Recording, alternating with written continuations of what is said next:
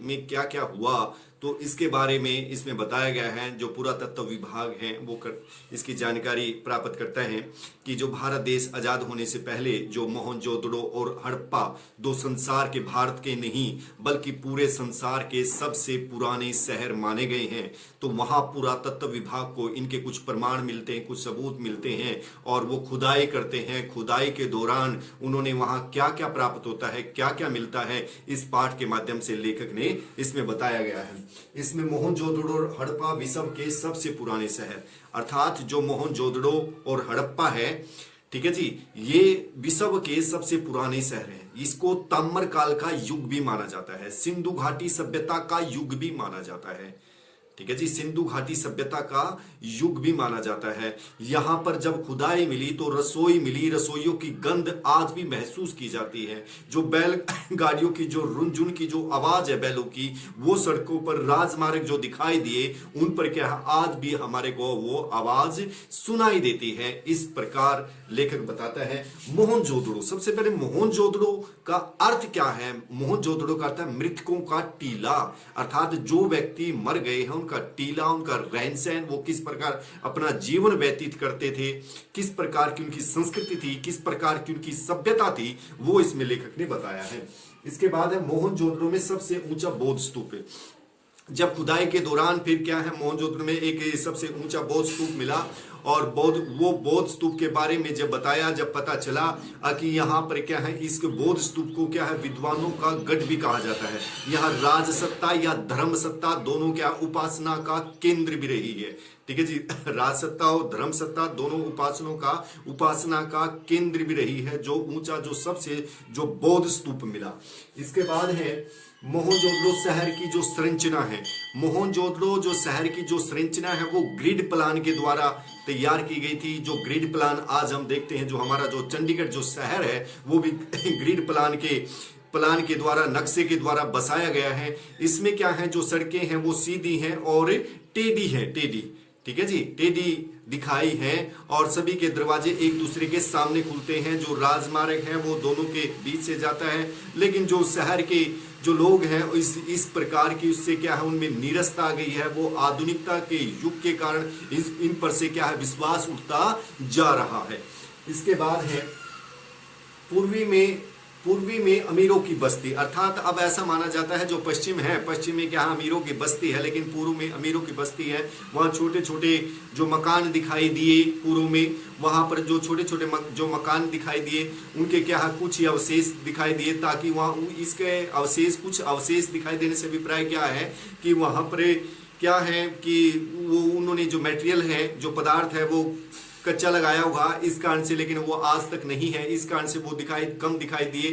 तो वो टूटे फूटे से, बड़े खंडर से, बड़े छोटे छोटे से कमरे से वो दिखाई दिए कि ऐसा मानना है कि ये क्या है, गरीबों की बस्ती होगी। फिर वहां पर कुछ क्या है, वहां की जो दीवारें हैं मोटी चौड़ी दिखाई दी। तो मोटी चौड़ी दिखाई देने से क्या है, इससे अभिप्राय लगा कि ऊपर भी क्या है, कमरे बने होंगे, ठीक है, उस पर दरवाजे खिड़कियां लगी होंगी और दरवाजे खिड़कियां लगने से क्या है, वहां जो ऊपर है, ऊपर क्या है, अमीर व्यक्ति रहते होंगे और नीचे क्या है, गरीब व्यक्ति रहते होंगे। इसके बाद फिर वहां कुछ दूर आगे बढ़ जाते हैं तो उसे एक क्या है, एक महाकुंड दिखाई देता है। उस महाकुंड के बारे में बताता है। जो वो महाकुंड है वो पक्की ईंटों से बना हुआ है। उसके चारों तरफ क्या है, बौद्ध भिक्षुओं के छोटे छोटे कमरे बने हुए दिखाई देते हैं। ठीक है जी, उसकी जो नालियां हैं वो नालियां क्या है, कहीं से ढकी हुई दिखाई देती हैं, कहीं से खुली हुई दिखाई देती हैं। और जब वो खाली होता है, उसका पानी जब कम होता है, वो कुओं से क्या है, उसमें पानी भरा जाता है। तो इसके बाद उसमें बताया, उस कुंड के बारे में बताया कि उसकी जो कुंड की जो लंबाई है वो 40 फीट लंबा है और उसकी चौड़ाई क्या है, 25 है, और वो जो गहराई है वो 7 फुट है।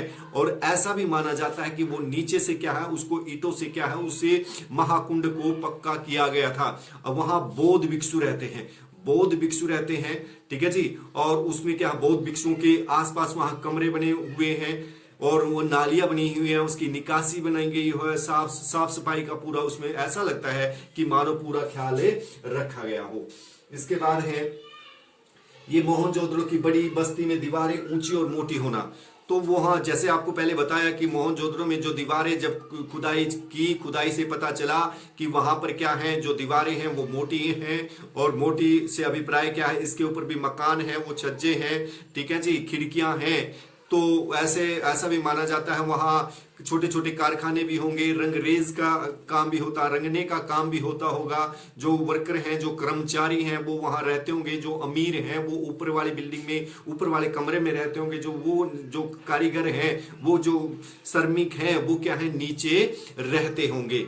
ऐसा भी इसमें माना गया है खुदाई के बाद।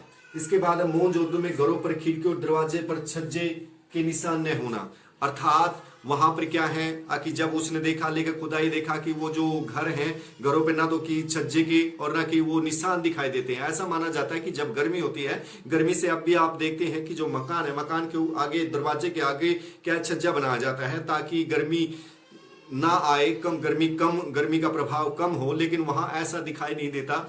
और वहां जो जल है, जल का जो वो है, तो वहां खेती अच्छी मात्रा में होती होगी सिंधु घाटी, उसमें ताम्र काल में, ठीक है जी। तो उस समय क्या है, जो पानी जो है, सिंचाई का जो काम है वो कुओं से करते होंगे। जब वर्षा होती होगी, कुओं में पानी होता होगा, उसके बाद उससे पानी बहुत ज्यादा निकाल लेते थे, तो वहां पानी की कमी होती चली गई, ठीक है जी। इस कारण से वहां क्या है, लोगों का जीवन अस्त व्यस्त भी हो गया होगा, ऐसा भी लोगों का मानना है। मोहनजोदड़ो में गलियों को देखकर राजस्थान की याद आना। जब उसने क्या है, मोहनजोदड़ो में की गलियों को देखा लेखक ने, तो वहां उसे राजस्थान का जो जैसलमेर जो शहर है उसकी याद आ जाती है। उसका ऐसा मानना है कि लोगों का ऐसा मानना है, लोगों के ऐसे विचार हैं कि वहां की जो प्रजा है वो आज से 150 साल पहले वहां की जो प्रजा है उस राजा से परेशान होकर, तंग होकर, अपने स्वाभिमान के कारण क्या है, रातों रात उन्होंने सारे घर छोड़ दिए थे, अपना गांव छोड़ दिया था, अपने घर खाली कर दिए थे। और लोग फिर उनके बाद में क्या, उनकी दरवाजे और खिड़कियां उखाड़ कर ले गए होंगे। इसके बाद है मोहनजोदड़ो में ठोस पहाड़ियों वाली गाड़ी का मिलना, ठीक है जी। इसके बाद वहां जो ठोस जो गाड़ियां मिली, उसमें गाड़ियां देखे, वो जो पहिए थे उनके मजबूत थे, जो जैसे हवाई जहाज के जो पहिए उतारे जाते वो उसमें लगाए जाते थे, ठीक है जी।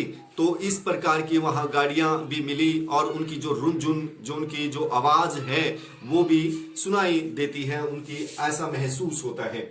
इसके बाद है मोहनजोदड़ो का अजायब घर।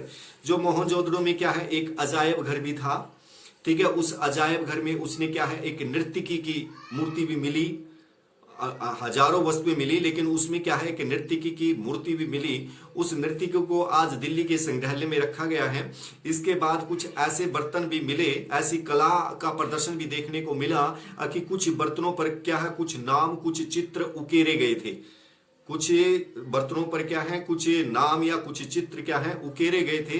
ऐसी कला का प्रदर्शन भी वहां पर दिखाई देता है। छोटी छोटी सुई भी मिली कि वहां नक्शीदार काम का हुआ, सिलाई का छोटा मोटा क्या है, सिलाई का काम भी होता होगा। लेकिन वहां क्या है, हथियार और औजार भी मिले, हथियार और औजार भी मिले।